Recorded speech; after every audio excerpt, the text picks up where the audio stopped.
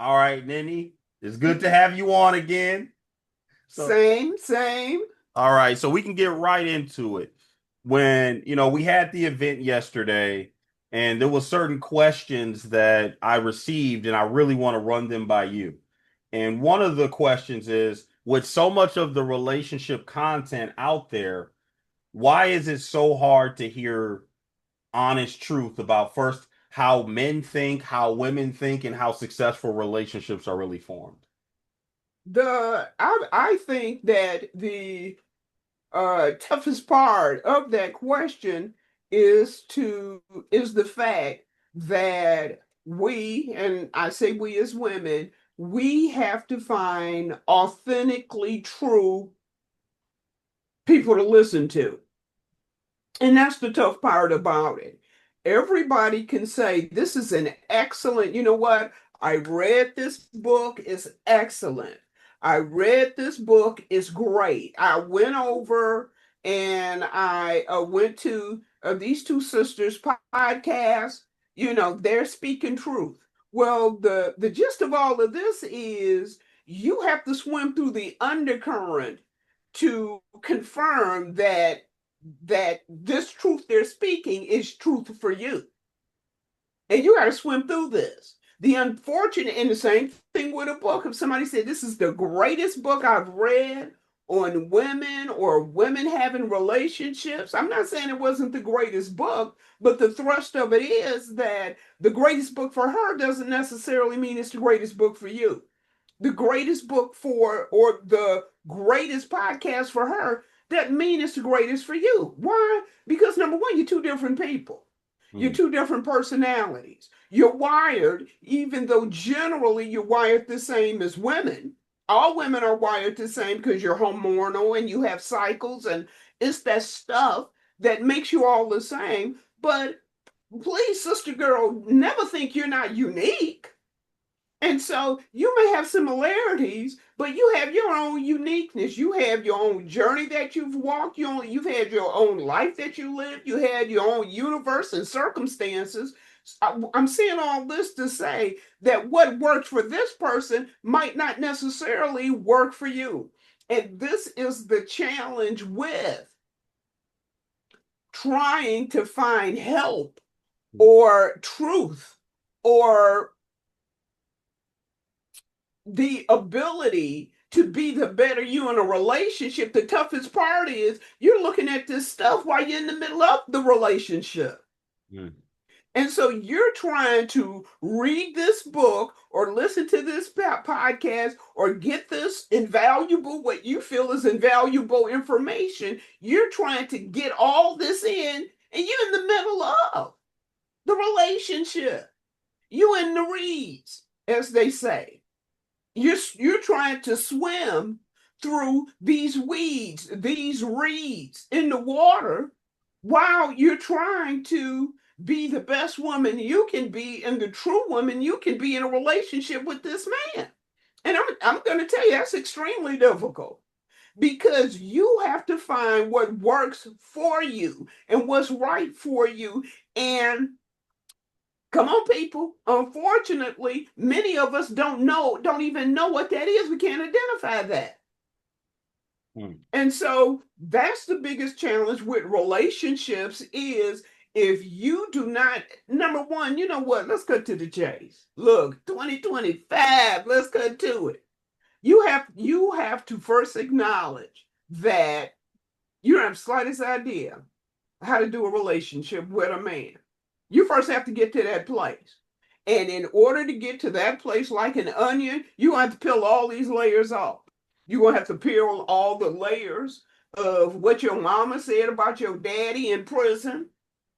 And so she's so angry at you that either consciously or unconsciously, she's building up walls inside of you, not about your in prison daddy or not about your daddy who lives on the other side of the planet. And so he's not seeing you or engaging you or calling you or sending you cards or something for Christmas. She's so angry that she's raising you on her anger. Hmm. See what I'm saying? Your in some cases, your mother, what she taught you about men was her anger about your dad. Or the man after you're dead and the man after you're dead and after you're dead. What started with anger because your dad didn't hang around, he chose a different path, a different woman, a different whatever. What started as anger with regard to your father, your dad, over time became rage in your mother. Because it started with anger at your dad because he just dumped her and dumped you, and it ain't right and it wasn't fair. But then the man after your dad, and the man after your dad, and the man after your dad did the exact same thing. Snatched away her hope for a better future for herself as a mom, and most assuredly for you as her daughter. And the anger, that anger seed that was planted by your dad, was watered and fertilized by every Joe and Jim and Pete and Tyrone that came later. And now you don't have an angry mom, you have a mom filled with rage. And so if this person is raising you, is raising you up, what do you think she is either consciously or unconsciously doing? She is filling you with rage with regard, she is filling you with anger with regard to your dad and rage with regard to all men. Right. Now, you have to peel all that away for you to be able to be in a healthy relationship with a man. You can believe me or not. You don't have to believe me. Nobody on planet Earth has to believe me but you. Terrance, believe me. But I am telling you and telling you and telling you, until you get past this, you will never, never, I'm being absolute, and I don't be absolute a lot. I say most. But you will never be able to have a fulfilling, healthy, joyful relationship with a man until you get rid of the anger and until you get rid of that rage. Because it's learned, it's in your blood, it's in your sense, it's in your thought patterns, it's in your actions. You wear it like a suit of clothes. And it's the same dress and the same shoes and the same makeup you put on all the time. And it is anger and rage at men. Anger and rage. And so now that you're grown and you want to have a viable relationship, you want to have a forever relationship, you want to have that fairy tale relationship, you really do. Even though you might say, oh, that's just cute and fairy tales don't exist or they're not for me. Every single woman on planet Earth wants to have a fairy tale ending to her life. She wants to have the storybook. She wants to have the storybook reality that's going to get her to that fairy tale ending. She wants that storybook. Because what? Because the great fairy tale ever after ending is at the end of the storybook story. And so that's what she wants. She wants the storybook story, but she has the anger and she has the rage. And now she's grown up in an environment that hasn't schooled her, not with regard to men, but hasn't schooled her with regard to herself, probably schooled her. Look, you know what? I'm people. I'm old. I'm 70. I'm close to 100. Okay, 30 years from 100, but I'm close to 100. But you look, you're either going to be for real or you're going to be for not. Okay, you're going to be for real or you're going to be for not. I can't help you if you for not. Why? Because everything I say, you're going to have a opposing argument for. And I have no problem with opposing arguments. I just have problems with we once we're done, we're still standing in the same little spot. And then next week we're meeting in this spot, and the week after that, and the month after there, and it's 2026 and 27 and 28, it's 2030. And here we are still hovering in this same spot. I don't mind dialogue, but I want progressive dialogue. And the thing is, you cannot progress until you embrace certain things in your mind. I have said it before. I am going to say it again. They're going to be lowering the lid of my coffin, and my hand going to shoot out. And I say, wait a minute, I got one more thing to say before I leave up out of here. And that is, to all my sister girls out there, I got just one more thing to say before I leave planet Earth. And that is, let me lean in for it. As long as you are offended by your wiring, how you were wired as a woman, as long as that offends you, you will not be able to have that fairy tale ending you want. Because as long as your wiring offends you, you cannot live that storybook kind of life you want. You can't. You can't. Look, you cannot oppose your wiring. You can try, you can say this isn't for me, and you bury that wiring. And what's that wiring? The wiring is your sense of self. That's what it is. The wiring, people, your wiring is your sense of self, and it is how you are mapped. That is your wiring. You don't want to believe me? Just sit and think. You are mapped a certain way. You are wired a certain way. Your hormones, they flow and they're controlled by how you're wired. That's why you have, let me lean in for it, cycles. Come on. That's why you have cycles. Because your cycles are outward displays of your wiring. Not only do you have physical cycles, you have spiritual cycles. See, this is a problem when you're trying to go against your wiring. You're going really against your self. That's why you have you have that 30-day cycle for most of your little human being life. And your cycle is what? Your cycle is based upon hormonal control. What happens when the cycle is over with? When you're done with that cycle, you start what? Menopause. What's menopause? Let me lean in for it. It is another cycle. Now you're out of this cycle, and now you're in a whole different cycle. And that's menopause. And that's a new cycle. But it is still your wiring. What is your wiring? It is how you think. It is how you feel. Your wiring influences you. I won't say it controls you, even though I saw it do, but then not the way you think. So let's say your wiring influences you. Let's take it this way. Oh no, I don't have wiring. You want to argue with me? You do. But your wiring, don't. You trying to tell me your cycles don't influence you. Girl, a certain time of the month, can't nobody come near you. You turn into the Tasmanian devil. Why? Because your cycle is being controlled. Same thing when you go through menopause. Look, can't nobody tell me about menopause. Come on. Hot flashes, physical changes in your body, not only physical, but emotional, psychological. Why?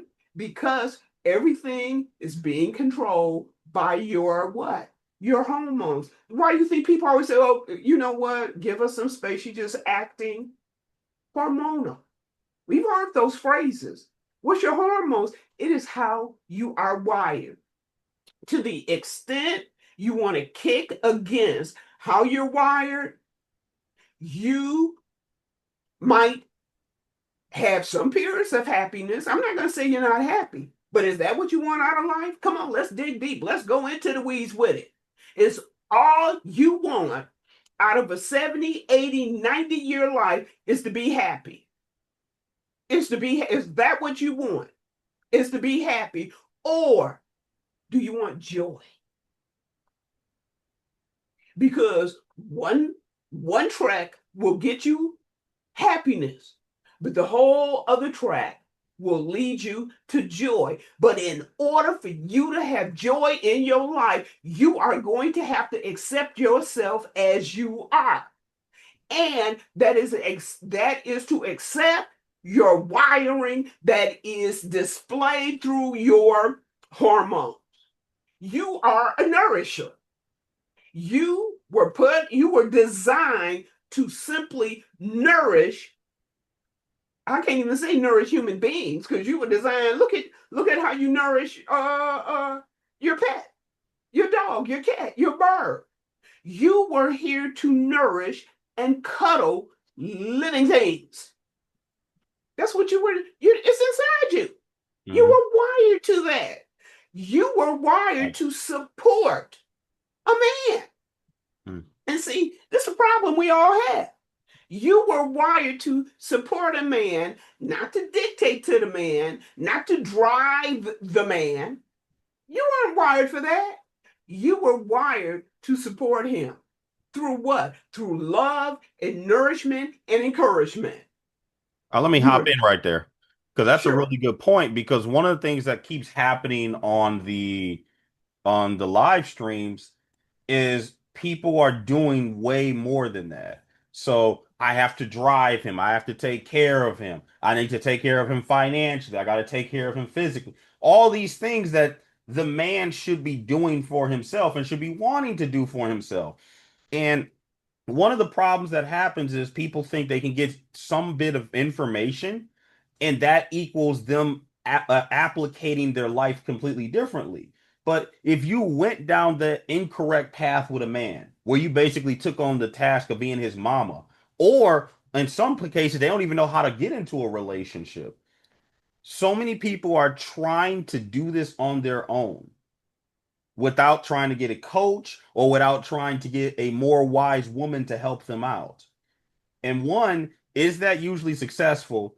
Two, if they're by themselves, what's ways that they could find a person like you to help them out? Because, like, as a man, men already know this. Men, Mm-hmm. only a foolish man tries to be his own mentor. Men will go get a mentor, they'll go buy a mentor, they will go down those channels once they get serious. And the guys that Mm-hmm. don't go down those channels, they're just not looked at as serious. But how is it often looked at in the woman's world? I think it's challenging and difficult. And that's why, I know I sound strong to you, but I want so much for you. That's my intensity. It's not anger, but it might be frustration, but not frustrated at you, frustrated at your situation. The challenge with women is that in a lot of cases, we don't trust the advice of other women. We don't. We Mm, will listen to bad advice from a woman, but we don't trust, in a lot of cases, good advice from a woman. And so we advice shop. It's mm, like shopping for a pair of shoes or shopping for just that right bag that's going to go with this purple dress of mine. I just can't get any old bag. I can't just get any old pair of shoes. And I got to wear this.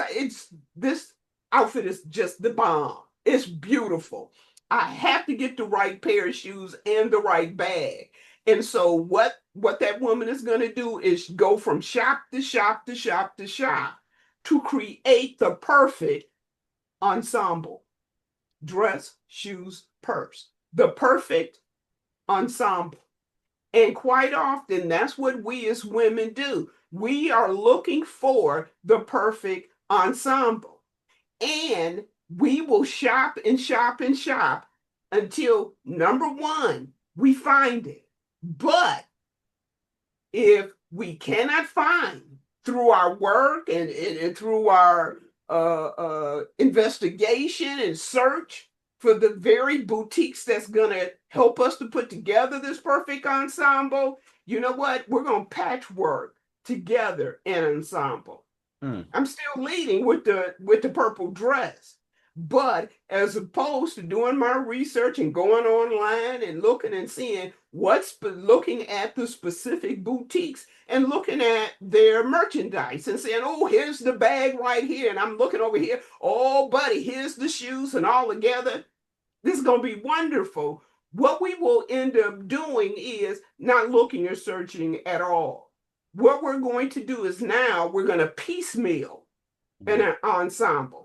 We're going to go and get, maybe I'll go back in the closet. You know what? I think maybe 8 years ago, I had a pair of shoes that might work with this.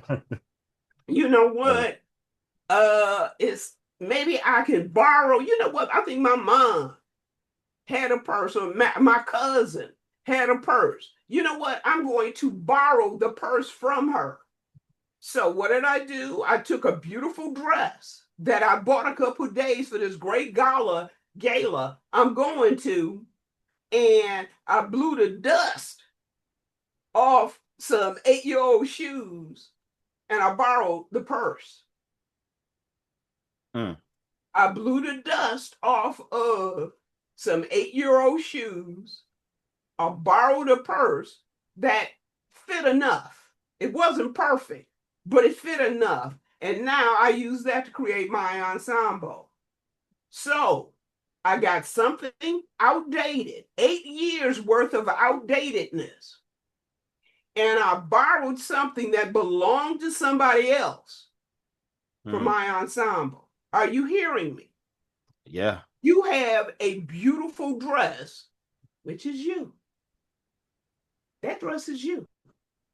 And so what you did was you took some outdated, almost decades old information from the past and brought it forward into your life. And then you borrowed something that your girlfriend had. And you patchwork this together. And see, that's going to be your problem, because now this is your approach. You got the goods because that purple dress is on Jim. You got the goods. But now you have taken on outdated thinking and a piece of borrowed attitude. And you want that to work for you. I'm going to tell you, and I'm not going to say 9 times out of 10. I'm just throwing a whole ball of wax or a whole bowl of spaghetti on the wall, and most of it is pretty much going to stick. That's not going to work. Absolutely. And I'm not going to say 9 times out of 10 that isn't going to work. Eventually, 10 times out of 10, you using old, outdated, never proven info with regard to having a relationship, and then borrowing some mindsets from your girlfriend and trying to put that together in your ensemble, that ain't never going to work. I'm going to tell you this. I'm going straight forward. It will never work. You might say, well, wait a minute. I'm in it now. Exactly what you have said, Auntie, what you have said, I'm in the middle of now. Okay. Let's see how it lasts. Let's see how it's going for you. As a matter of fact, how is it going for you right now? Well, but listen, people, it's 2025. At what point are you going to say, enough is enough? I've had enough. We 6 months in.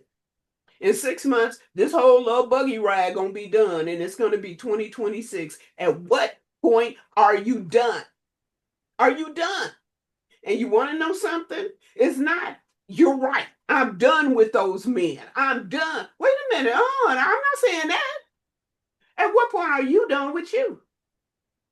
That's the done. At what point are you done with you? Because until you get done with you, you are not going to move from this yellow brick to that yellow brick. I'm telling you. Nobody has to believe this old 70-year-old woman. Nobody has to believe me. But until you get done with you, you are not moving into a healthy, viable, joyful relationship. Settle for whatever you want to settle. and get whatever happiness you get from settling. But you want to know something, dears? You got one life to live, and do you want to live a settled for life? Do you want a life where you have sparing moments of happiness, fleetingly so? Is that what you really want with this one little old life you got? Or do you want to eke out as much joy as you can? Do you want to receive joy and then turn around and spill joy out into the world? Then, if that's the case, you have to get you together. And in order for you to get you together, it is some stuff you just gonna have to throw in the trash and call the trash man, come pick it up, take it to the dump, and let go of it. Let go of it. And the first thing you are going to have to embrace is the fact that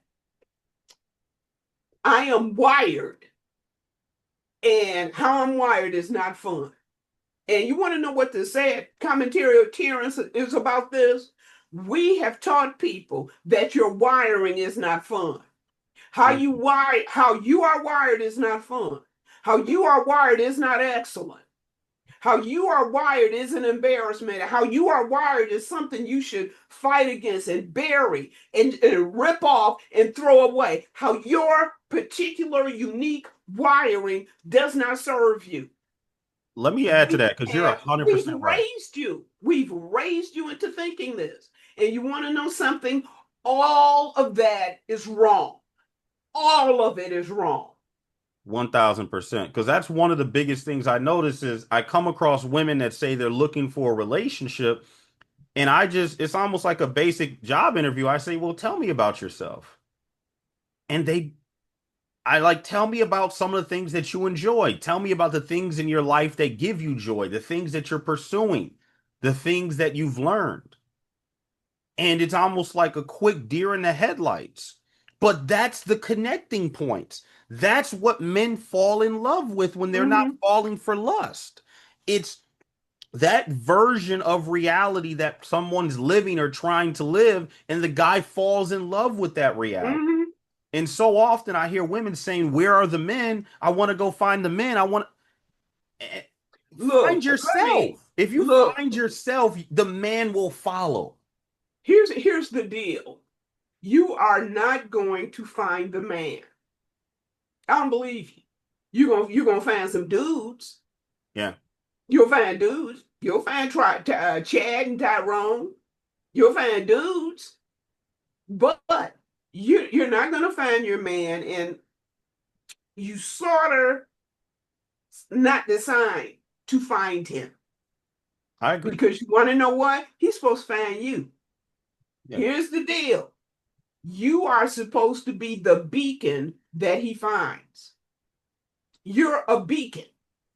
When you got all you straight, and when you know who you are, and you're not ashamed how you've been wired, you don't even have to say, hey, where's that switch? And so I can turn my beacon. You don't even have to do that. That beacon just turns itself on and he will find you. I am telling you, he will find you.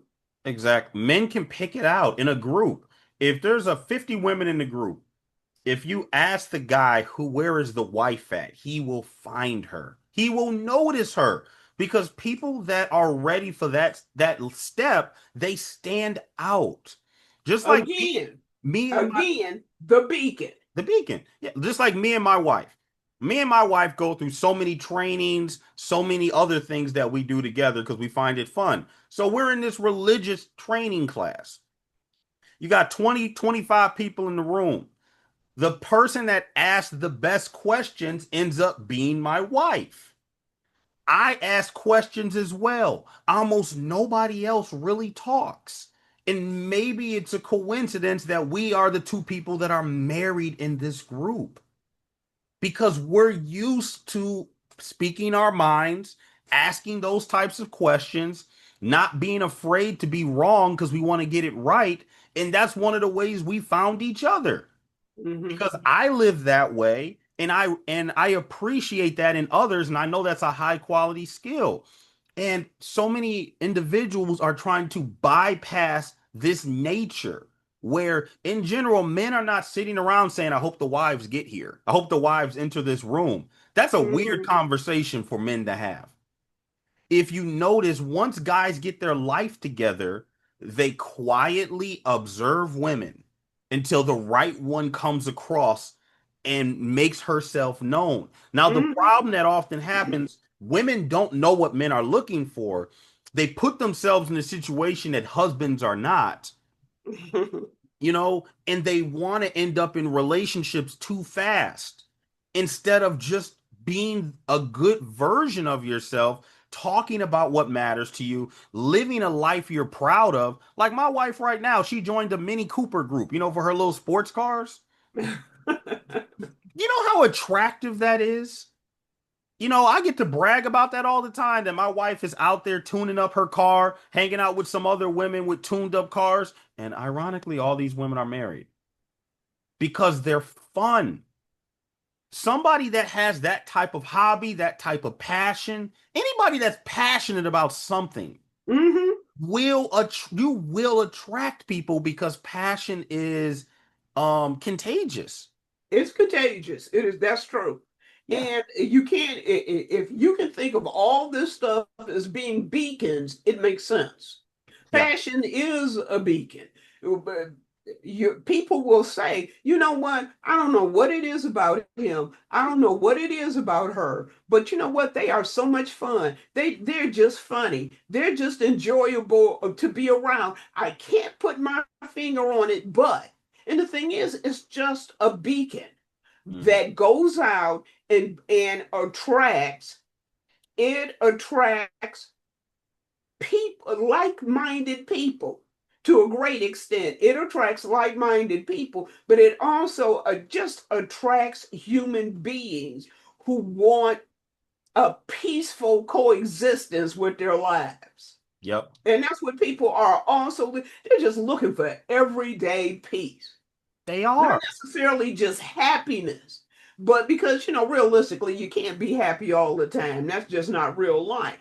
But what you want is peace. Exactly. And it's something that, especially like myself, you know how many hours I work. It's when I'm not working, I want to relax. I want to have fun. I want to enjoy life. So if you're around somebody that knows how to enjoy life, when, just like this Tim Horton, she got me the Tim Hortons. I feel like I'm a boxer and she's like the cut man in the group, that's able to like, oh, I'm out there getting beat up. She patches me back up and I go back out there, and I love that dynamic. So one of the things I look for is explain how your dynamic would look in a relationship to a man. Like what kind of relationship dynamic are you looking for? And as you have those conversations, even with your girlfriends or online, if there will be people, especially if that dynamic is attractive and especially attractive to modern men, they will be attracted to you. Hmm. And this is the hard part. If I talk to a woman more than 20 minutes, I can tell why they're single. And the question is, do they want that real feedback? Now, the women that pay for my consultations, they get the feedback, but they also get the Yeah. man. Because we really overcomplicate male attraction. Just like That we do. men often overcomplicate how hard it is to go make money. It's not hard to make money. Pay attention to your industry, get good at your industry, just like how you became a superpower in your industry. You just put in that extra, I would say that extra 5 to 10 hours a week that other people won't do in a Exactly. smart way. In a smart way. Exactly. And if you do that, you will eventually, the compounding effect of that, you will be in a whole different ball game. Just like when we read books. If you Hmm. keep reading books, most people read 3 or 5 books and they call it a life. You keep reading and reading and reading, you keep learning and learning and learning. The amount of knowledge you have is crazy. Hmm. You know, without going too much further, just like with something basic, if a guy doesn't write down his goals on a weekly, monthly, yearly manner, I can already tell his life is full of confusion Hmm. because you don't know where you're headed. You're like a captain, but you didn't put in a destination for your ship. And the thing is, if you don't if you don't plan for your life can end up somewhere where you never planned for it to be. Mm. If you don't plan for your life can end up somewhere where you planned for it to never be. That's for a guy, and that's for a female as well. You have got to plan your life. I'm old.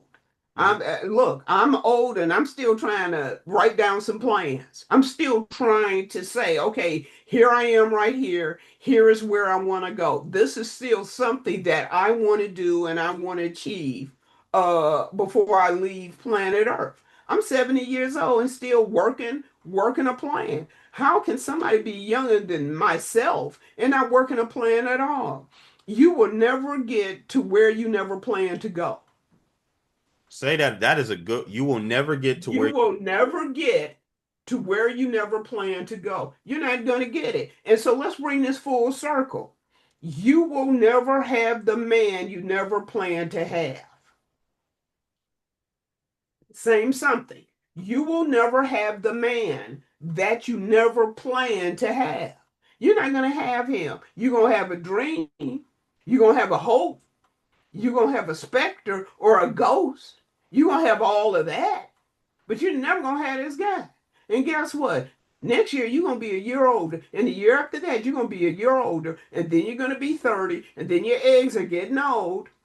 And now you're all hyper because you have you have these old eggs and you're older.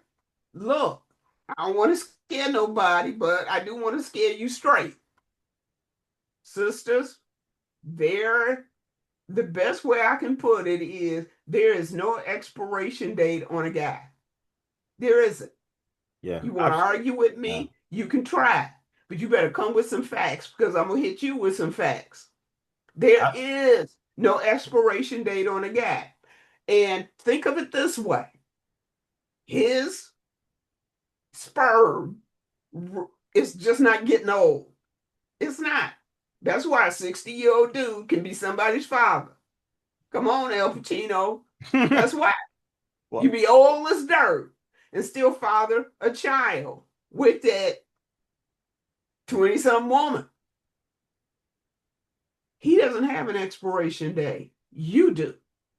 You do. And you got to realize this, and you have to take this serious. You have an expiration date because the hormones that run your body are aging. Your hormones are aging, which is why you go from cycle to cycle. That's age. First, you're having that regular cycle, and then the next thing you know, it stops. And they call it perimenopause, and it's stopping. And then the next thing you know, you had that first hot flash. And you're changing. And now you full blown menopause. That's expiration, dear. You can, at some point in your life, you are not going to be able to have children. You're not. So you're aging. There's an expiration date on some things that you're able to do. Number one, to have children. And so you can't sit around thinking you have all the time in the world like a guy does. And here's the problem, and I'm sorry, but this is sort of kind of real life. You have a shelf life. If you have an expiration date, now this dude doesn't, you have an expiration date, then that must mean you must have a shelf life, right? Because you go in the store and you take that thing, and what's the first thing you look at? You look at that Best Buy date. You have a Best Buy date, right? Best Buy this date on that carton of milk, that carton of orange juice, or that whatever that thing is in that store. It has a Best Buy, and that Best Buy date is this thing is best and flavorful and has all its components working until this date. After this date, you're going to find that it's not as good or as strong or as whatever as it was prior to the Best Buy date. In some cases, you'll pick up a can and it'll have an expiration date, which means After this date, especially with medicines, after this date, the potency is no longer there. You're taking a pill for a headache, and the potency doesn't exist for it to take care of that headache. Are you hearing what I'm saying? You have a best by date, you have an expiration date, and so you don't have time to waste for somebody to shake sense into you and tell you, look, you are not going to have this viable relationship until you stop acting like a knucklehead. You got to stop because the clock is ticking, because each year is a new year. And you know what? I am not gonna put any guys down, and I'm not dogging any guys because they don't want to date 30-year-old women. I'm not dogging them out. I'm not, because that's their right. And you want to know why? Because he knows you have a best by date. You don't know it. I don't know why we don't know stuff about our own selves, but these guys out here know that.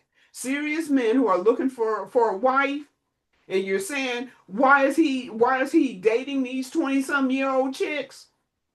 And I'm here and I'm a mature woman and I've got my own business and I built this and I built that. He's not looking at that. He's looking at your extra, he's looking at your best by date.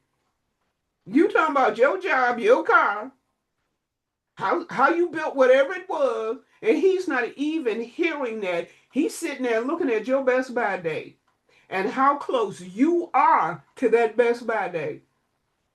He's not looking at what your job is, what your annual salary is. He's not looking at how you took something and you built up, he's not looking at how you took nothing and built up this something of a company, your 6, 7 figures, how many great cars you have, the neighborhood you live in. He's not looking at that. He's not listening to that. You know what he's looking at? He's looking at your expiration date. That's what he's looking at, because he has a plan, and his plan does not concern or entail your job, your annual salary, your cars, your gated community, and all this empire you built for yourself. He don't care. That's not what he's looking for. He's Yeah. looking for a woman who is going to love him, going to nurture him, going to take care of the house, going to inspire and encourage him, and love, nourish, and take care of the kids. Yeah. That's what he's looking for. And he knows, inherently, he knows that he needs to find that woman prior to the best by day, because that's going to be the best woman to fit his plan, to achieve what he wants and desire and what he has built his life and career for. For this. And He's built his life and career for this. And so he's looking and saying, okay, here's a best buy. Let me snatch her up real quick. exactly. But if he's picking up this, whatever it is, and he's looking at it and saying, wait a minute, I'm looking at this expiration date. This thing expires in 2, 3, 6, 8 months. No. No, I got plans. And this already, and with this, I'm already too close to the expiration date. And that is why it is so challenging for women who are 30 plus years old to find this man. I'm not telling you can't find any man, but this is the man you really want. This guy who is prepared, who has prepared himself and fitted himself for a woman. He's a great guy. I mean, he's a catch. If you want to know what a catch is, look at these guys over here. These guys are a catch. Hmm. They're a catch. And they've built themselves up and built themselves up and built themselves up for a woman. Look, all the stuff this guy is doing, he is doing it to prepare for you. Before he even finds you, sees you, shows up, he is preparing for you. And what are you doing? You are preparing for you. You're preparing for yourself. You're not preparing for him. Because the minute somebody tell you what his needs and his desires and his drives are, you get all offended. You say, "Oh no, that ain't me. I'm not doing that. Oh no, I'm an independent woman. Look at all my stuff." Okay, well, okay. So you not picking door number one, curtain number one, but there's door number two. There's only two doors in here. Mm, There's door number two. There's curtain number two. So you know by your attitude and what you're saying and how you're acting, you can't get in this door. But guess what? You don't have to live your life alone. You got door number two. This is what you get. What's in door number two? Oh, you know what's in door number two. oof. You sick of door number two. You sick of Chad. You sick of Tyrone. You sick of Joe. When is he gonna grow up? When is he gonna be a mature man? Do I have to do everything? Well, wait a minute. You didn't want this. You wanted this kind of man. This guy, he don't care. As a matter of fact, he loved the fact that you independent. He loved the fact you bringing 6, 7 figures home annually. He loved that. He loved you live in a gated house. Okay, let me go home and throw my stuff in a Kroger sack, and I'll be here. Can you give me a set of keys? Oh, he loved that. He loved the fact that you got 2, 3 cars because now he get to pick out which one he want to drive. He loved that. He loves it. That's door number two. Because guess what? You're not attracted to the guy in behind door number one. I'm gonna tell you just straight to all faces. You're not attracted to him. You're not. You know, and that's such a good point. And the problem of it is that, and I keep telling people, and it's so hard for men and women to hear this, is that quality people are hidden, and they're hidden often behind a paywall. And what I mean by that is there's, the car groups I'm part of, the professional groups I'm part of, unless you are a founding member or you know people, that might be $7,000 a year to join. But it's set up that way to keep 99% of the population out of it. Yes. It's Yes. it's clear because what's happening is the people that put in that time and work, the men, bare minimum, the guys are working 65 hours a week. They're making sure that the people that are in this group are serious. They're serious. They have resources. When we all the men get together, it's like a potluck, but the potluck is information. There's not going to be any quote unquote group project where the guy comes in here and he don't know nothing. If you can afford $7,000 to $10,000 a year, you're some, you got some resources. And more, the common everyday guy is becoming more and more well off because humility and discipline are becoming the high paid skills of tomorrow. I would add in that the ability to give a presentation. If you can talk Mm-hmm. in front of people, listen to them, have humility, then I don't care what you do, you can start making a lot of money from it. So you're seeing more and more people that are in these groups, they're not quote unquote the professionals of yesterday, lawyers, doctors, or whatever. Mm-hmm. They're Mm-hmm. just people You're that are right. really good at what they do, whether it's And HVAC, they're passionate. passionate. Like this right here. Here's one of the groups I'm part of. And you almost everybody in it is married. But you're not going to get part of this group unless you have like $7,000 to $15,000 a year to spend. It's Mm-hmm. Naples Fast Lane Drive. It's an exotic car club, but it's also full of networking. But you notice most people in there, they're posing right next to their wives of serious relationships. It has chapters all over the place. And this is where the men are going. Because Mm-hmm. I'm not going to just have friendships from my local church or from my local community. If I'm one of those people that really wants to become the best version of myself, I'm going to find people around the country that are doing the same thing. And if I have resources, what stops me or Momina from hopping on a plane and shooting to Los Angeles? You know what I mean? I And hear what's you. and what's happening is men are realizing that if you want to become the best version of yourself as far as knowledge, discipline, all these things, You need iron sharpens iron, and you Hmm. now have the ability to be with the top people in the entire country, sometimes internationally. This place has international chapters. This is just one of them. But when women ask, where are these men at? You aren't going to get them. You're not going to get Hmm. them unless you are willing to do that type of investment. And let's be Exactly. real, you're not. So Hmm. you're going to have to stand out. Hmm. Now, two questions. What are ways women can stand out? Because I know you've been doing this for a long time. I know ways to get men to stand out. What are ways women can stand out, and what kind of advice would you give for women over the age of 50 that are trying to get in a relationship back Oh in? my gosh. I know. I'm asking you the tough question. You know what? That 50 is tough. I am going to be the first one to tell you that 50 is tough. So I okay, know it's go tough, but I got to ask you the tough question. ask me that first question. That might be a little easier to Okay. answer.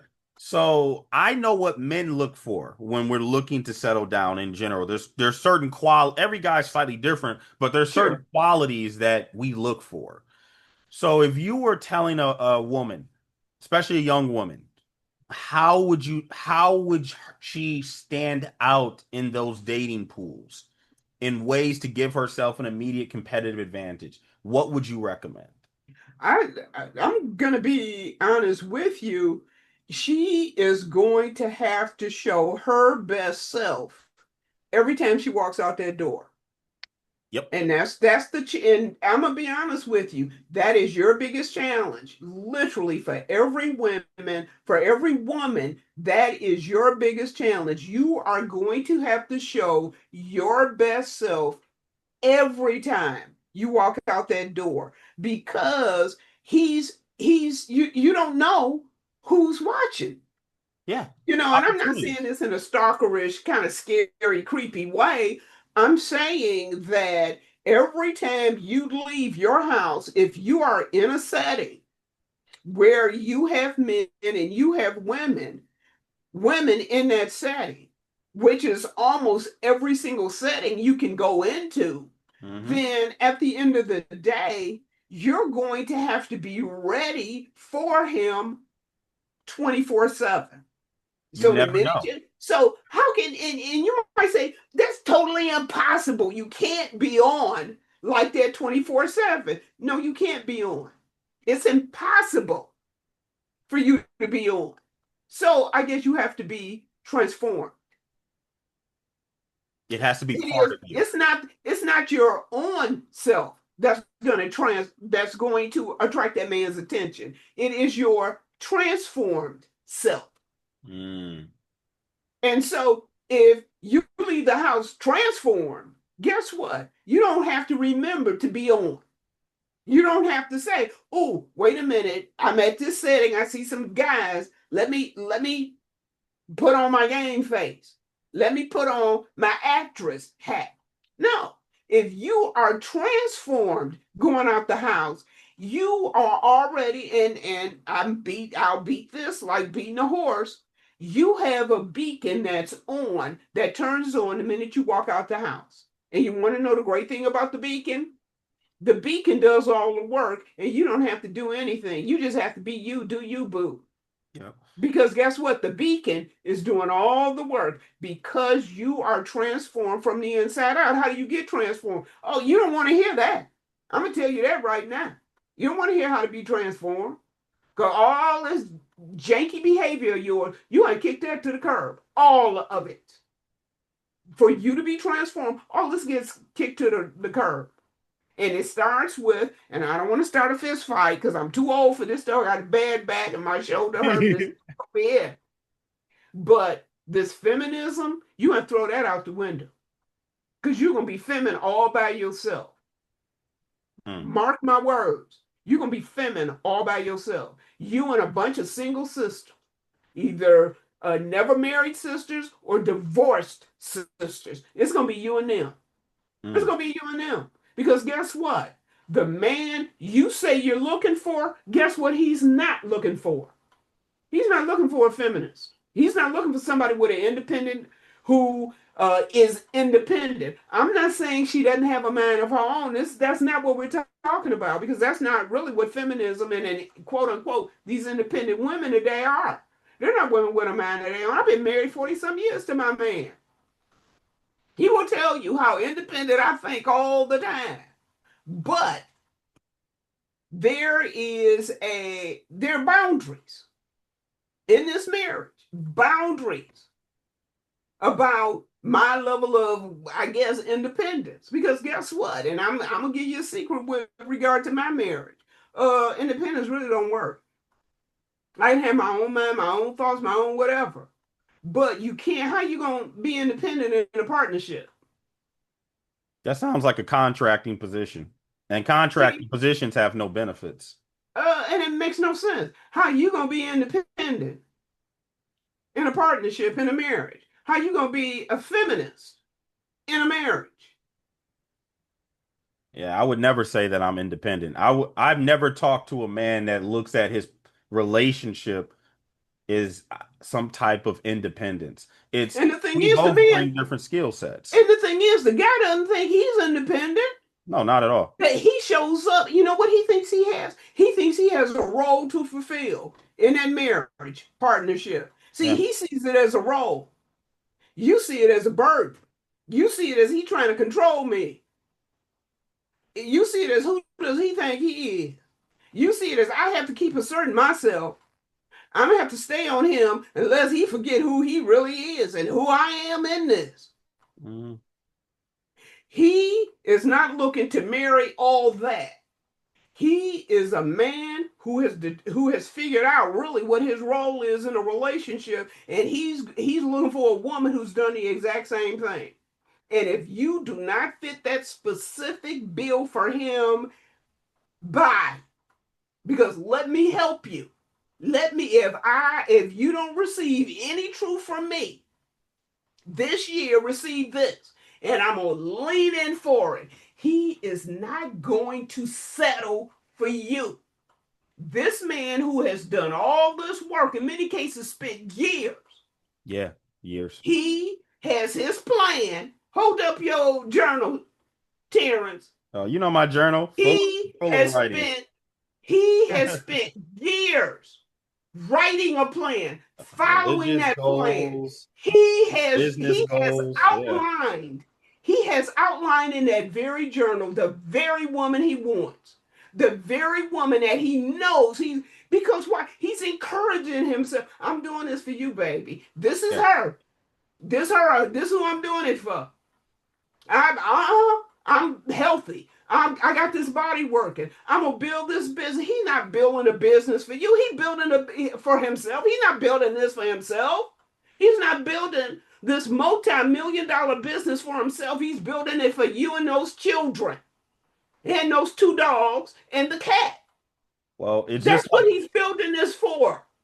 And exact. so, what makes you think he's gonna spend years, Mhm. years doing this just to settle for you?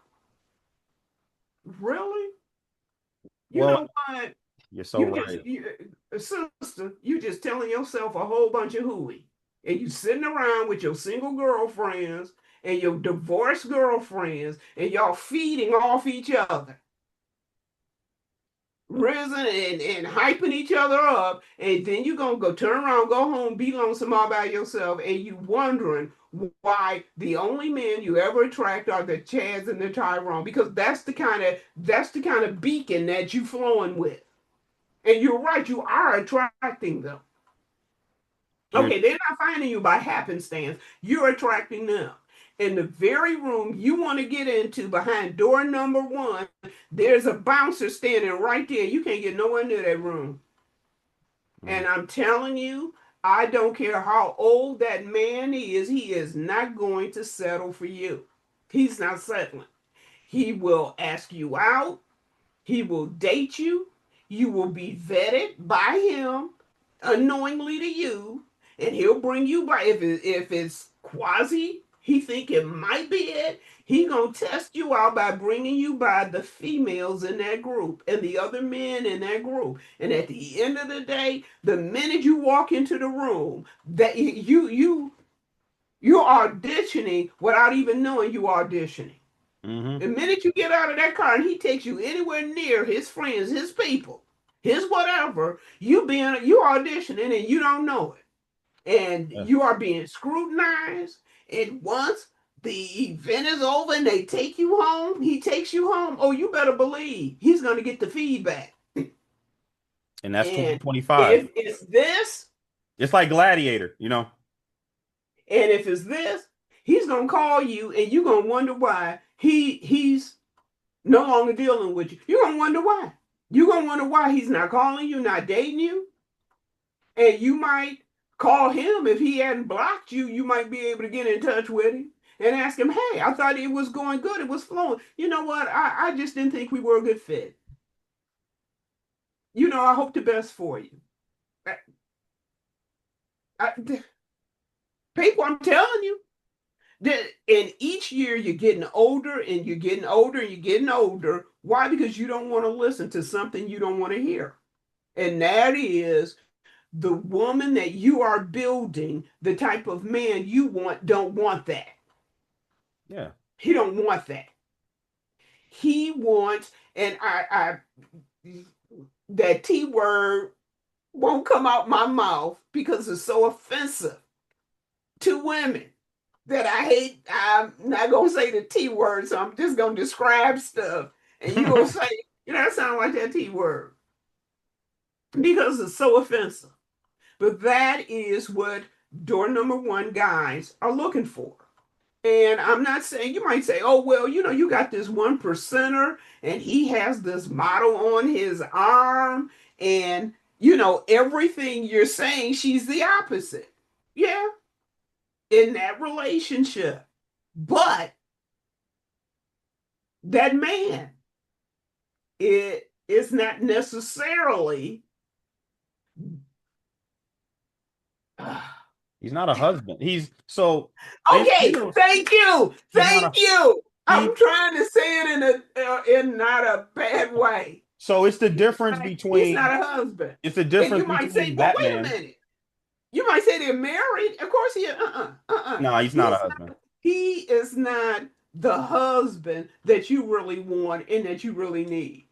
It's it's it's there's marriages of convenience and then there's marriages of growth. So it's the difference between falling in love with Batman or James Bond versus falling in love with Superman. And I know you know the difference. So I'm gonna go ahead and throw that out there. Yeah, you know what?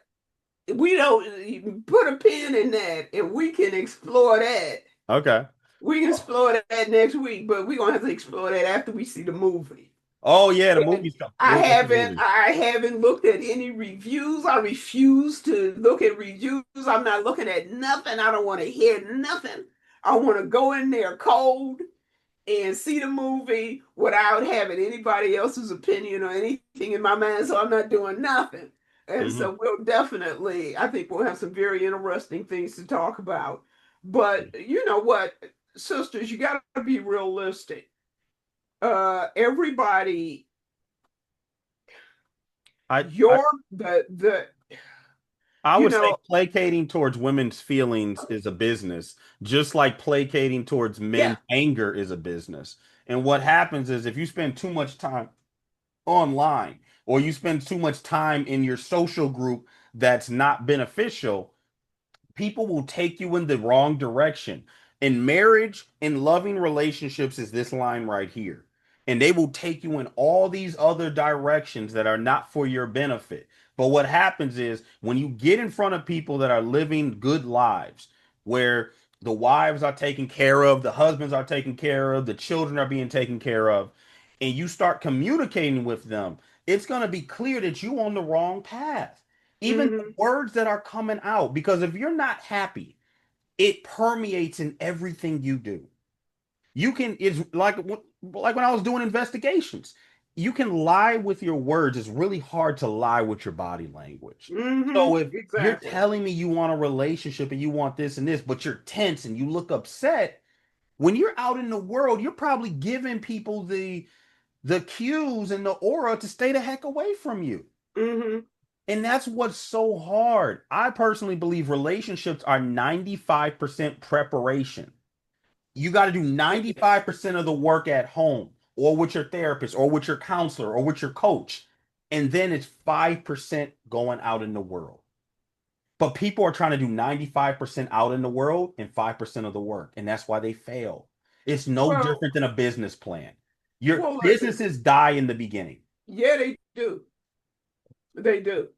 You know, the business, the with regard to a business, you got to do all the work up front. And you have to do all the investing up front. And you have to put in all the hours up front. And you have to do all the inputting and all the sacrificing up front. And depending on all depending on the level of the upfront that you've done, that really determines the level of success that you have on the back end. And that's just plain that's life as well. The It's thing is, women have to do work up front in order to achieve their goal on the back end. And their goal is to have this wonderful, loving husband that can take care of you. And when I say take care of you, I mean financially. They can take care of you protectively. They can take care of you in the spiritually. bedroom. You can that's really what you want. Even though we name it different things as women, there's only really about three things that we really want from a man. We want provision, we want protection, and we want bedroom activity. We want to know that not simply that we are loved, but we want to be desired. And that's just a woman thing. And that is a great and wonderful woman thing. But the thing is, that's what he knows his role is to do. Yeah. And so he is creating and building a world and an environment that will do that. That will protect you. That will provide for you. That will show you love on all platforms. That's what he's building. And the thing is, as a reciprocator, because you're receiving that, so as a receiver, you have to build yourself as that receiver. See, he's doing all this preparation and building. You're the one that's going to receive this. And so you're saying, well, I'm giving some stuff too. I'm doing this. Baby, your role is to be the receiver. Well, You the one that get it. well, Whatever he's building it to give it to you, including himself on like all this house, levels. behind me. My wife, I told her we're building, we're creating the business, we're doing all this.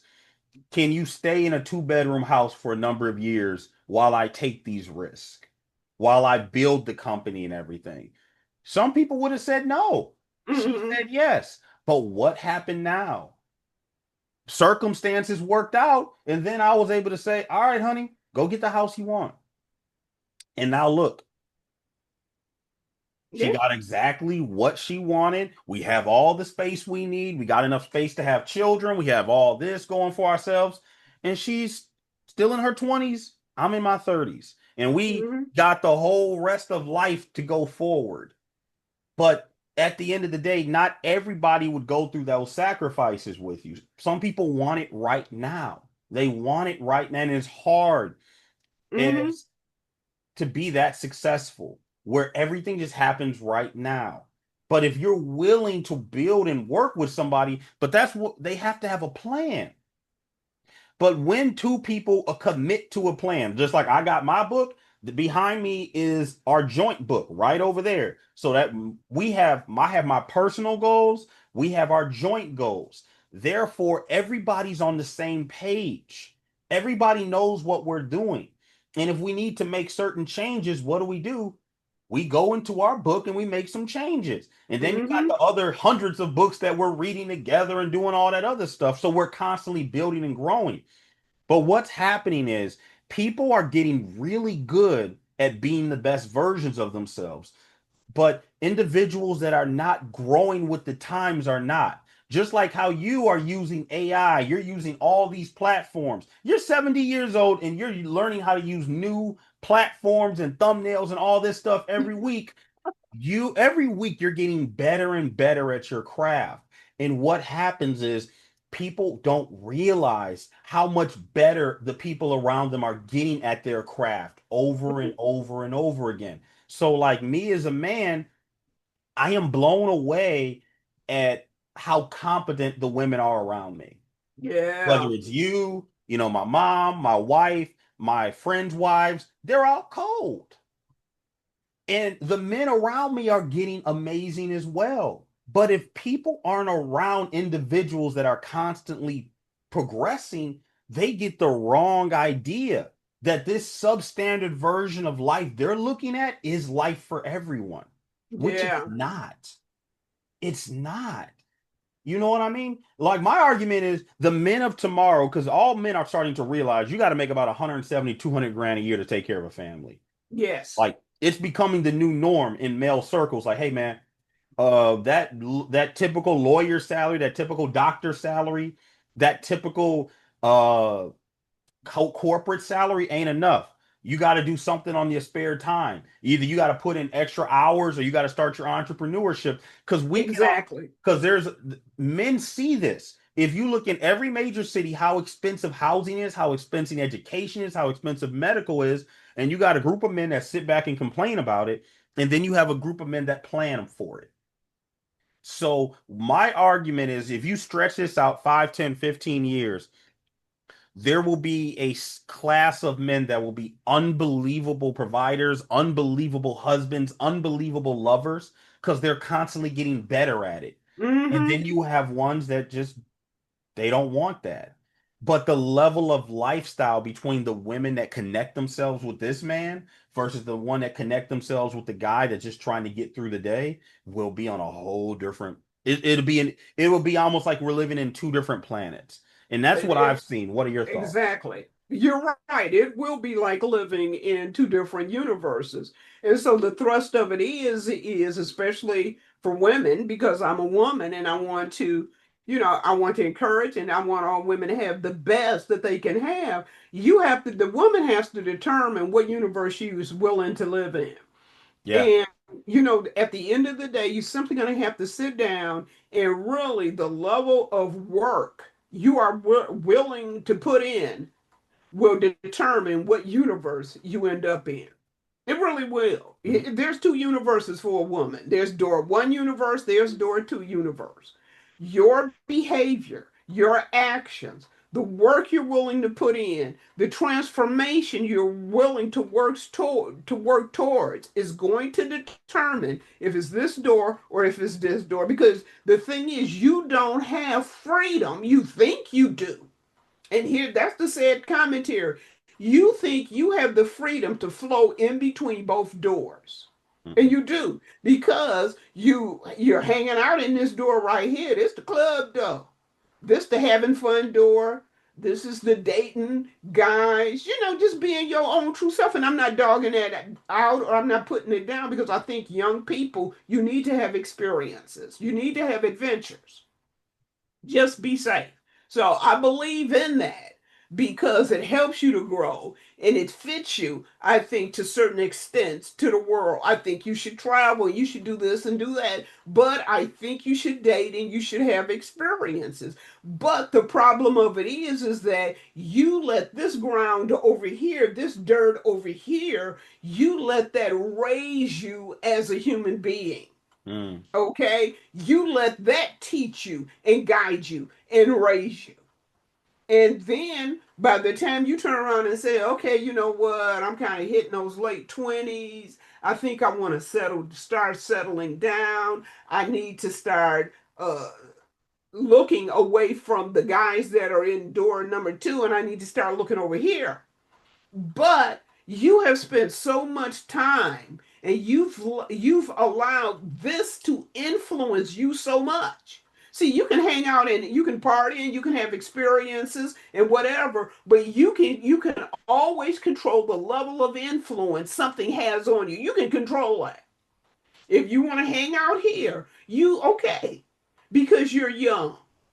But you need to temper or control the level of influence this has on you as a person. Because after hanging out over here for years and you let yourself be influenced without barriers or guards, and then you turn around and you think you want the husband out of here, because of course you don't want the husband from here. Nobody does. It's just guys you hang with.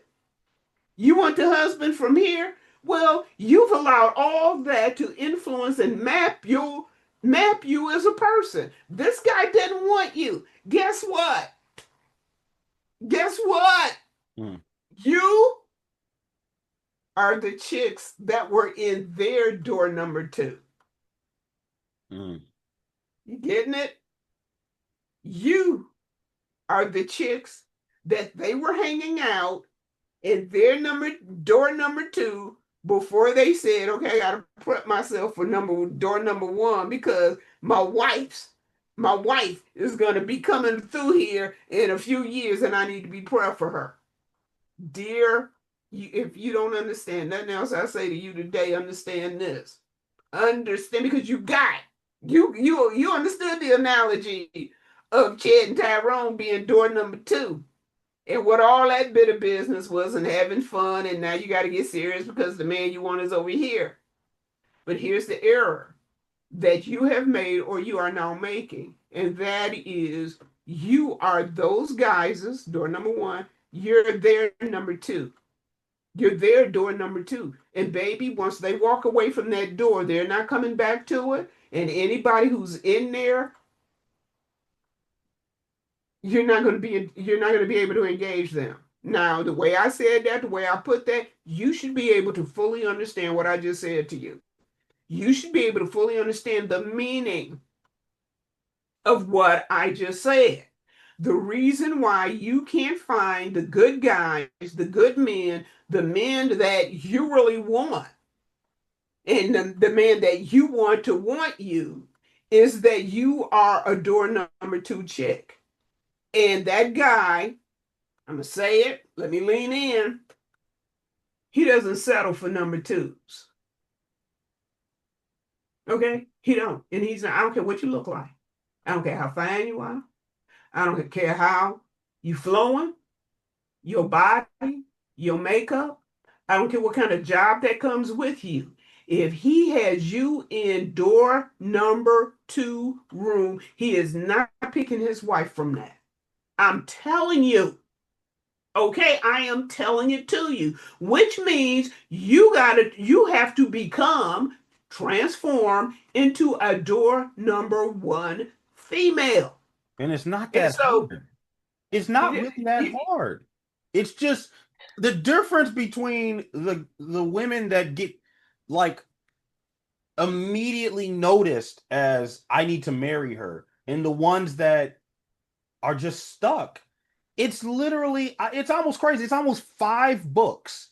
You gotta, if you understand yourself and you truly understand him, go watch Aliens, the Sigourney Weaver character from Aliens. That character is one of the most respected action heroes by men that has ever been put on camera. She fought like a father and loved like a mother. That mhm. nurturer, that tough person, that analytical person. No different than yesterday. I had a troll that was in my group that was messing up the live stream. Do you know who solved that? My wife. You got over 250 people in the group. I have, different moderators trying to figure it out. You know what my wife did? She hopped on and hunted that guy. She hunted him, realized he kept trying to change his name, and and that is her.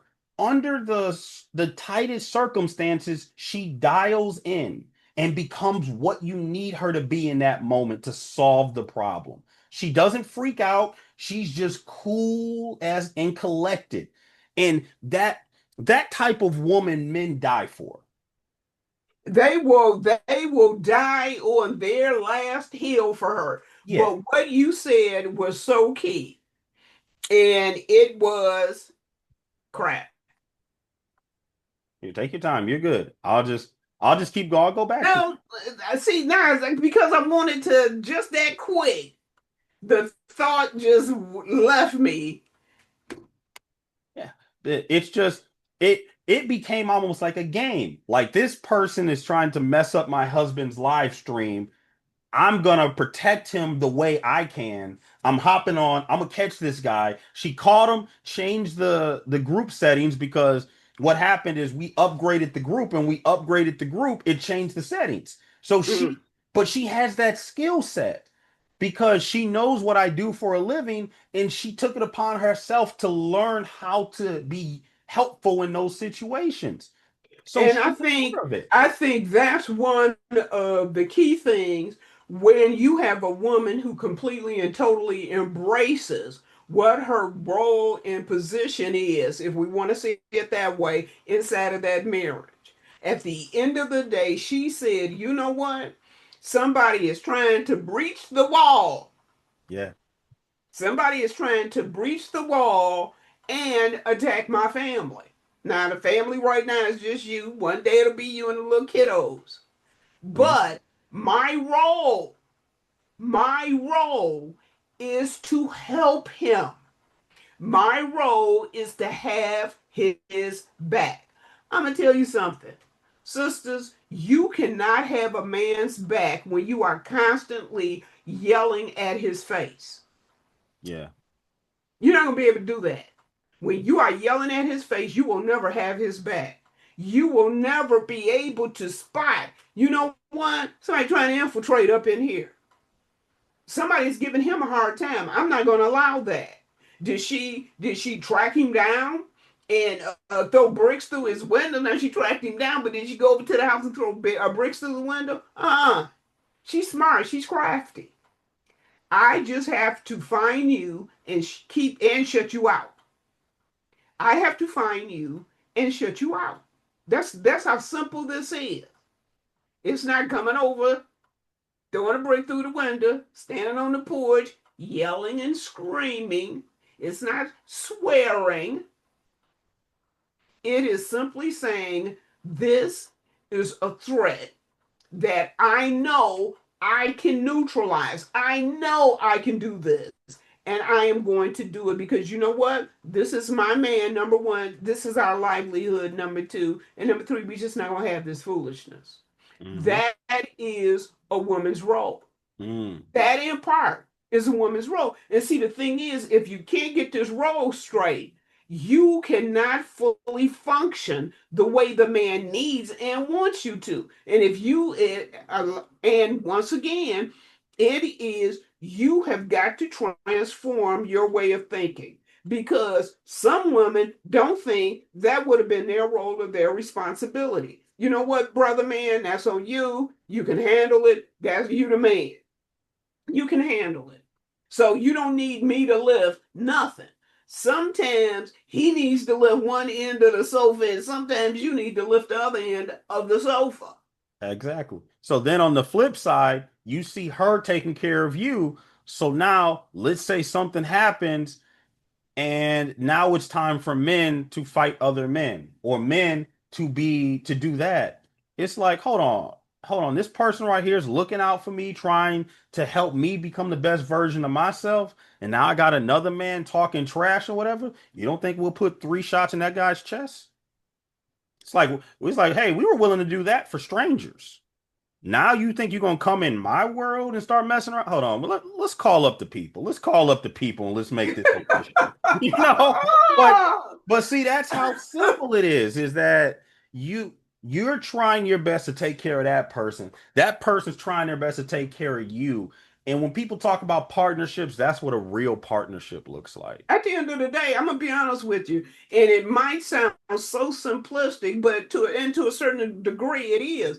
But here's the biggest challenge of that kind of partnership, and at the end of the day, you have to you have to toss costs off a lot of you to be able to be in that partnership. To be in the Mm, partnership you just described, a lot of you got to get fluffed off. yeah. And it's you cannot be an independent person in this relationship. And I'm sorry, I know we love these words, but you cannot be a independent person again in this partnership. You can't be. That's as a matter of fact, it's just dynamically opposed. The definition in and of itself doesn't speak to that. Independent partnership. Okay, that doesn't sound And in general, the people that like it create works. a lot of times the people that even create these terms are people that are in dysfunctional relationships or no relationships. So we're taking These are, a template from failures. thank you. And so now we spun all the way to the beginning of this conversation. And that is you are taking advice from single women who cannot, who haven't been in a healthy relationship for years, if not forever, or you're talking to divorced women and you are asking them for leadership and guidance. And, I know that's the only environment and tribe and village that you have. Well, the thing is, baby girl, you're going to figure out a way out of that Hmm. because you need to be able to sit there and you need to be able to say, now you don't want to say stuff to somebody's face, you don't want to hurt people's feelings, you don't want to start a fist fight, but you can sit there and say in your mind, you know what, if I keep sitting around with these chicks, I'm going to end up just like them, unhappy, unfulfilled, with a partner who I don't need to be with. So you either got single chicks, divorced chicks, or women who are married, and it's the lousiest marriage that they could be in. It is not happy. It is not loving. It is potentially shaky. There's red flags. It's not even a definition of a real, live, true marriage. These are the three groups that you're taking advice from. You have to be able to sit there and have a eureka moment and say, you know what? I'm going to end up just like them. I'm going to end up single. I'm going to end up divorced. Or I'm going to end up married to Chad or Tyrone and completely and totally not fulfilled in this marriage, realizing that I'm trying to make the biggest mistake of my life work. You're Mm, gonna end up just like one of those three. You need to be able to sit there and say, you know what? These are my sister girls. I love them. So I'm not gonna have a fist fight with them. But deaf ears to all of them. We can go out. We can eat. You can just say whatever you want to say, and continue. They can continue their line of advice, but it need to be this in and out and in it. You need to come to the place whereby you say I don't want to end up like that. And that's the first step. The first step is to recognize, oh, all this hasn't worked, mm, and so I don't want to end up, I don't want to settle. You should be saying that, I don't want to settle. You should be saying all of these words that's going to get you to, I need to change. I need to change how I think. And that's really the problem with young people because you don't have a base to work for.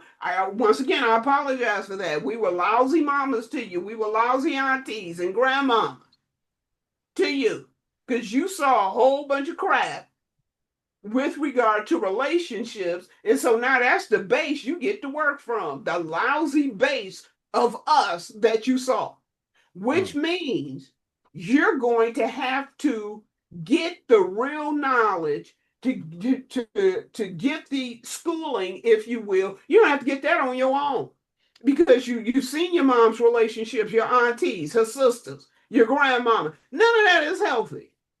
None of it. They're angry. The man hates them. They hate the man. It the environment that you ended up being raised in as a result of all this business. I applaud you for your survival and that you're a decent human being. I applaud that because a lot of that work you've done. So would you dare to do just a little more work? And that is to say, I need to transform how I'm thinking. I need to let go of certain mindsets and then certain other mindsets I need to embrace. I need to dare to think that the very wiring in certain women I see that I despise, I need to dare to think, what if? What if that is the true wiring? What if I am so unhappy and I am so unfulfilled because I have embraced a mindset that I was never designed to embrace? What if I fling off this mindset and embrace what I despise? What if I start to do that? What if I say, you know what?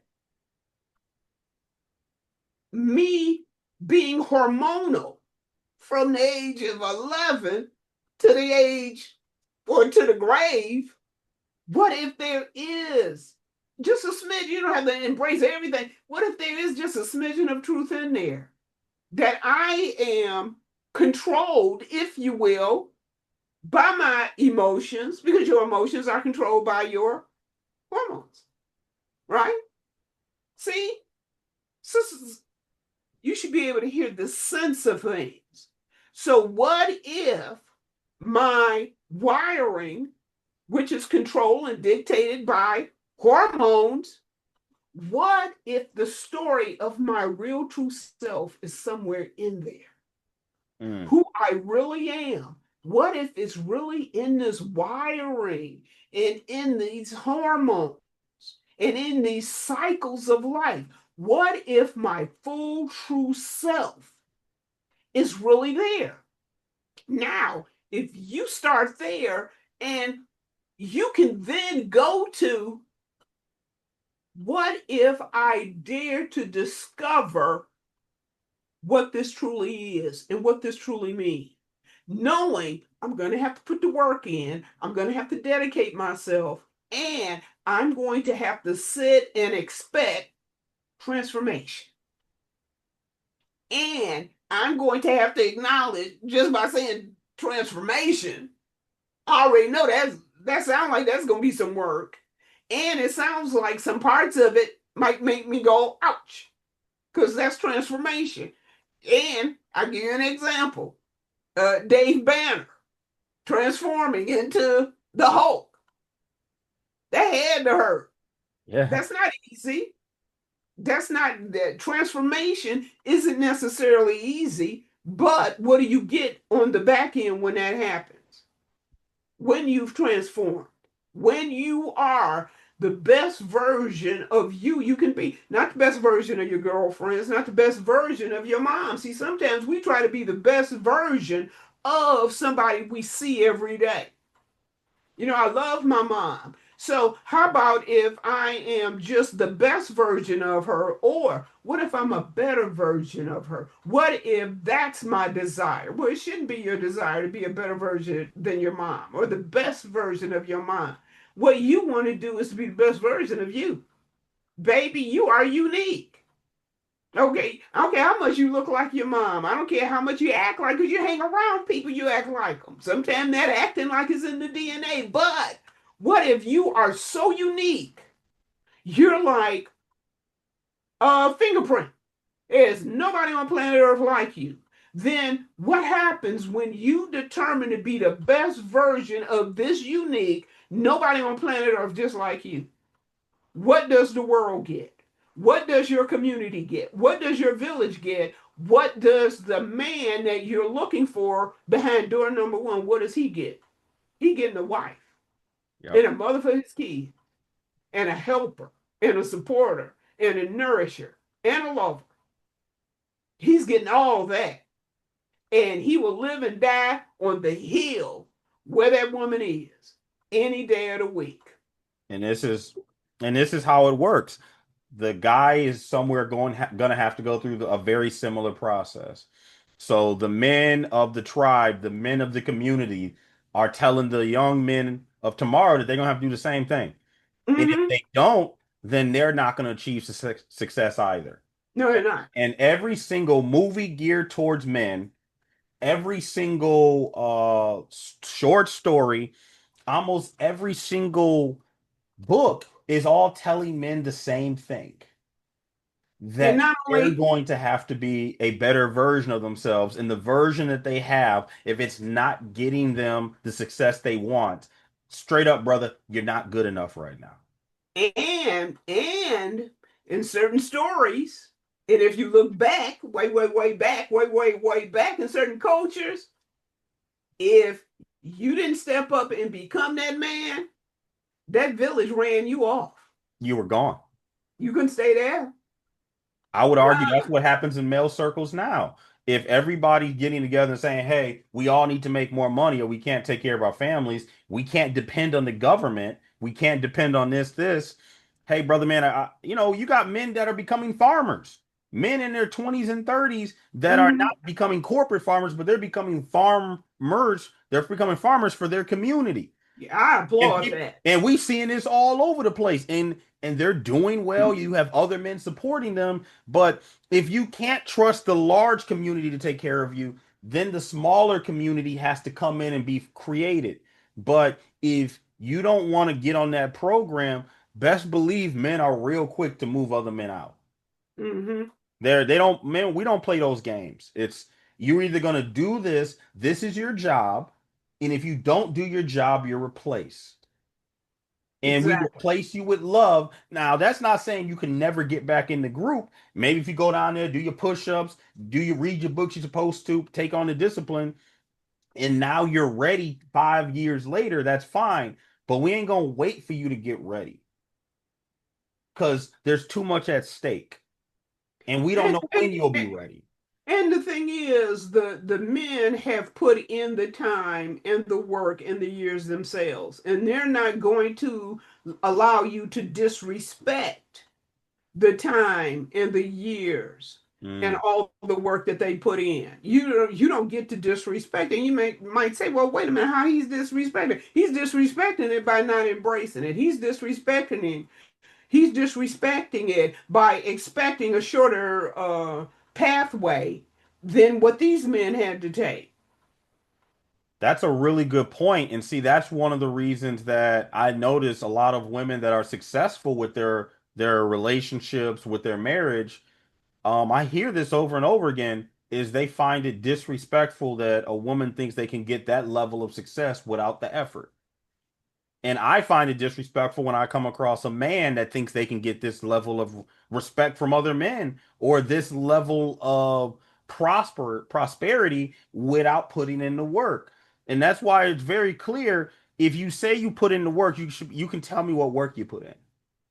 Well, Specific. yeah, the thing is, it should be readily and obviously seen. Yeah. Yeah. It's like if you really solve the problem, then you know exactly how you solve the problem. If you didn't solve the problem, or you say you solved it, but you don't have the work to show it, it's like math class. I don't believe you did. Mm, So it's the work is going to be seen, not spoken.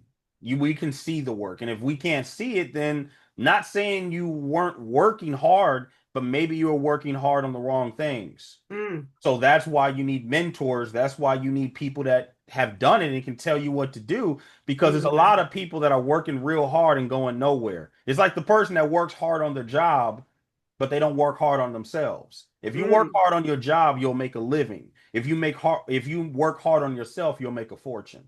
Yeah. Very different, but all right, Auntie, I appreciate you. It's about our time. I can't wait to see the Okay. Superman movie. We'll have a lot to talk about on that. And Definitely. we got to talk about the 50 and older. We'll talk about that next week and come up with some I'm gonna really strategy. have to That's a think that's a about tough that, one. especially being 70.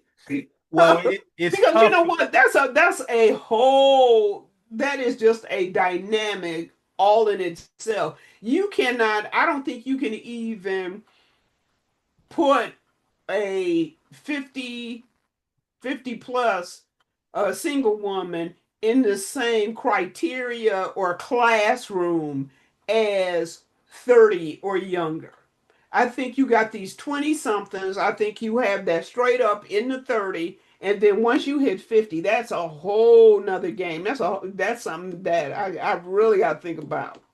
Yeah, because now you're talking about a completely different type of male. You know what I mean? And Yeah, lifestyle. you are. Because you're talking about a male who has gone through literally his whole life. So you're talking about it's almost like you're dealing with different generations or different centuries. Yeah, This guy has men live time.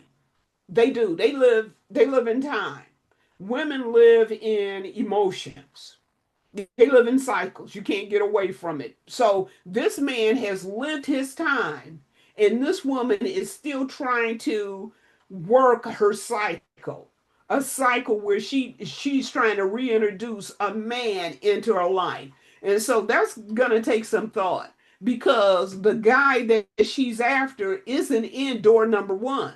He can have all the riches, he can have a great house, and he can have all the cars. He can have all the stuff that those young men in behind door number one have, but he's not in that room. no, he's He's in not. another room over there. Yeah, it's a different And world. so that's what makes it so different. Yeah, it's a Oh, different world. It's a different criteria. So, definitely. Okay, now what time is the movie? I'll send it to Oh, you. I think we're gonna yeah. do like 11:30 or 12:30 on Okay, Tuesday. that's cool. All right. Okay, but text it to me because you know I'll forget. Oh, absolutely. I'll text it to you. But all right, Okay. Auntie, I'll see All you right, later. nephew. You take it easy. Talk You too. later. You too. Bye bye.